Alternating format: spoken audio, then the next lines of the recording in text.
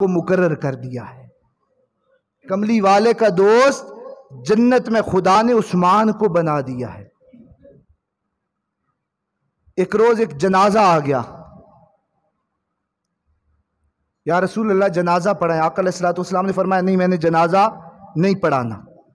صحابہ رضوان اللہ اجمعین عرض کی یا رسول اللہ آپ ہمیں تلقین فرماتے ہیں کہ جنازہ پڑھا کرو، مسلمان کے جنازے میں شریک ہوا کرو، بڑی پتے کی بات بتا رہا، تو آپ نے انکار کر دیا یہ جنازہ پڑھانے سے۔ تو آقا علیہ الصلوۃ والسلام نے فرمایا انہو کان یبغض عثمان، یہ بدبخت میرے عثمان سے عداوت رکھتا تھا، بغض کرتا تھا۔ جو عثمان سے بغض کرتا ہے کملی والا اس کا جنازہ بھی نہیں پڑھا تھا۔ کیوں؟ کیونکہ کملی والے نے جنازہ پڑھا دیا تو اللہ رب العزت اس پر رحمتوں کا برساؤ کر دے گا۔ تو جو عثمان سے بغض رکھتا ہے اللہ اس پر رحمتیں نازل ہی نہیں کرنا چاہتا۔ اور وہی عثمان 40 یا 49 روز تک محصور ہو گئے اپنے گھر میں، اور جو سازشی تھے، ایک مصر سے قافلہ آیا، ایک کوفہ سے آیا، ایک بصرہ سے آیا، وقت بہت مختصر ہے، اختصار سے بات کر رہا، اور 1000 کا لشکر ہے۔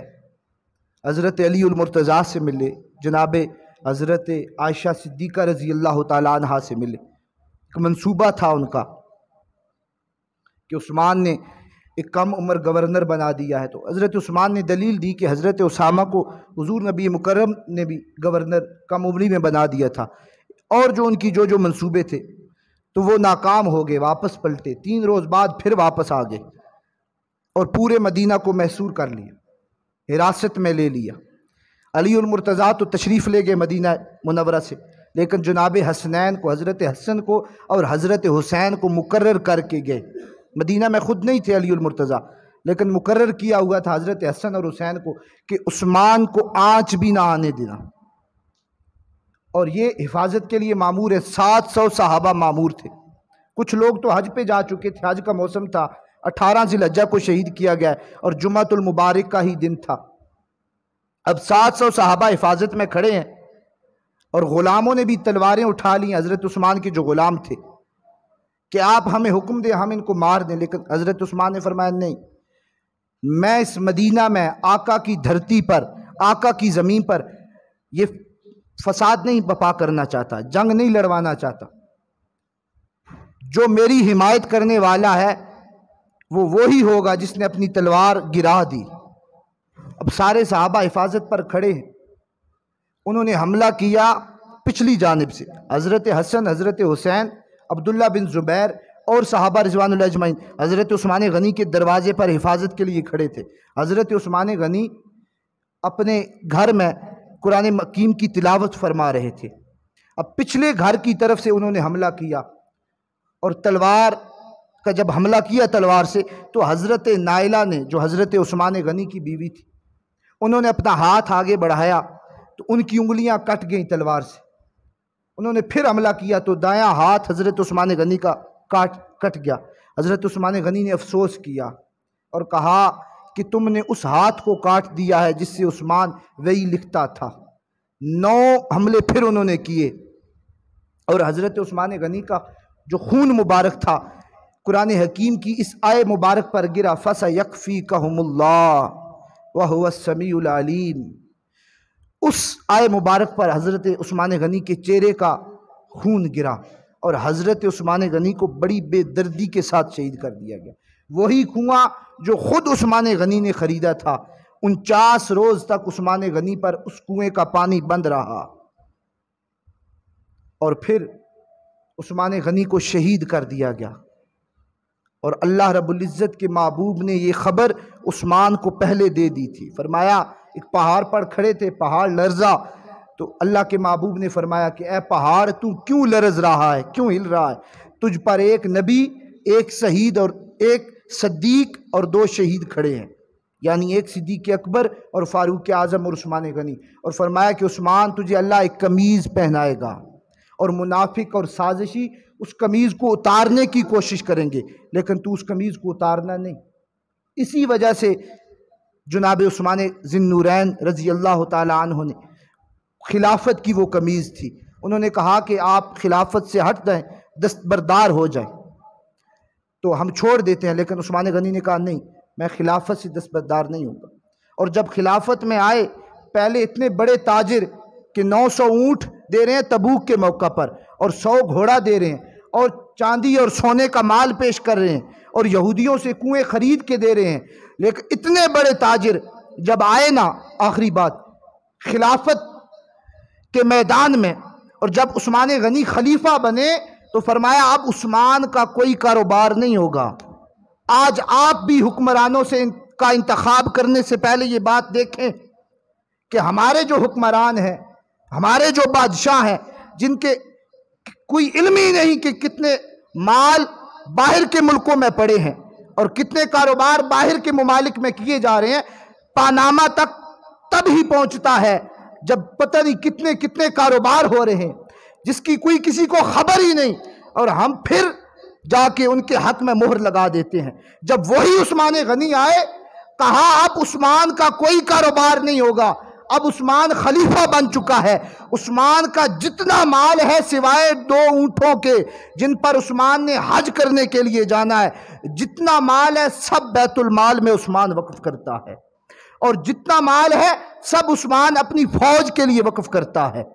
وہ عثمان یہ بتا کے جا رہے تھے کہ جو مصطفیٰ کی سیرت ہے، جو مصطفیٰ کا اسوہ حسنہ ہے، اور جو مصطفیٰ کے درس میں پڑھنے والا ہے، جو مصطفیٰ سے سبق سیکھنے والا ہے، اور کملی والے کی جو خلافت پر معمور ہونے والا ہے، وہ کملی والے کے احکامات یہ ہیں کہ وہ عوام کے لیے سب کچھ وقف کر کے تب حکمران بنے، تب خلیفہ بنے۔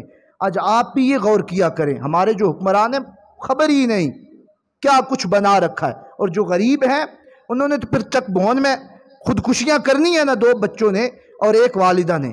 جو غریب ہیں ان کا پتہ ہی نہیں، لوگ بیٹیاں فروخت کر رہے ہیں۔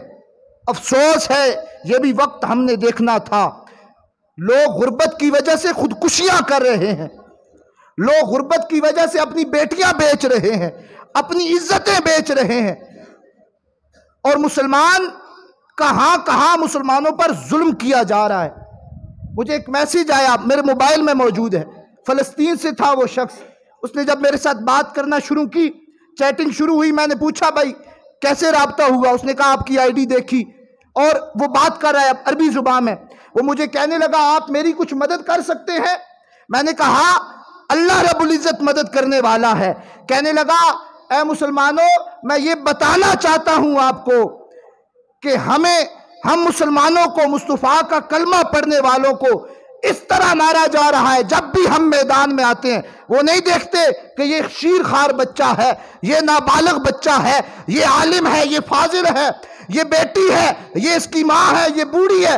اس نے کہا ہے وہ نہیں دیکھتے، ہم مسلمانوں کو مار دیتے ہیں اور کہتے ہیں کہ ہے کوئی مسلم جو صدا بلند کرے، بتاؤ۔ وہ کہنے لگا کہ آپ خاموش بیٹھے ہیں۔ میں نے کہا افسوس، ہم بھی اس دور میں آ گئے ہیں کہ جہاں ہمارے حکمران اور جو طاقت والے ادارے ہیں وہ خاموش بیٹھے ہیں اور ملک کو مذاق بنا رکھا ہے۔ کبھی یہ حکومت آ رہی ہے، کبھی پھر وہ عثمان غنی نہیں دستبردار ہوئے تھے، یہاں پیش کیے جاتے ہیں، خریدے جاتے ہیں، کہتے ہیں، اور کوئی آ جائے دین والا تو کہتے ہیں بھائی تو کیوں آ گیا ہے سیاست میں؟ کانت بنو اسرائیل تسوسہم الانبیاء، حضور نے فرمایا تھا۔ آج علماء اسی حدیث کی کو پڑھتے ہوئے سیاست میں آئے، فرمایا بنی اسرائیل کے جتنے عالم، جتنے نبی تھے، کانت بنو اسرائیل تسوسہم الانبیاء، سب سیاست دان تھے۔ سیاست یہ ہوتی ہے کہ بگڑے ہوئے کو سنوار دینا، لوگوں کی مدد کرنا۔ آج جو ہمارے سیاست دان ہیں وہ سنورے ہوئے کو بگاڑ رہے ہیں، ضمیر بکے جا رہے ہیں، ضمیر بیچے جا رہے ہیں، اور ہم عوام خاموشی سے دیکھ رہے ہیں۔ عثمان غنی کا دن منانے والوں اور عثمان غنی کا تذکرہ کرنے والوں، وہ عثمان آخری وقت بھی، حضرت عبداللہ فرماتے ہیں کہ جب شہید کر دیے گئے اور میں قریب گیا تو عثمان نے غنی کی زبان پر یہی کلمات تھے کہ اے میرے رب میرے محبوب کی امت کو کبھی تفرقوں میں نہ بٹنے دیتا، اسے اتفاق میں رکھنا، اتحاد میں رکھنا۔ آج امت بٹ چکی ہے اور تب ہی ذلیل بھی ہوئے جا رہے ہیں۔ اللہ رب العزت کی بارگاہ میں التجا کرتے ہیں، مولا ہمیں اسلاف کو دیکھ کر اپنے حکمرانوں کو منتخب کرنے کی ہمت عطا فرمائے۔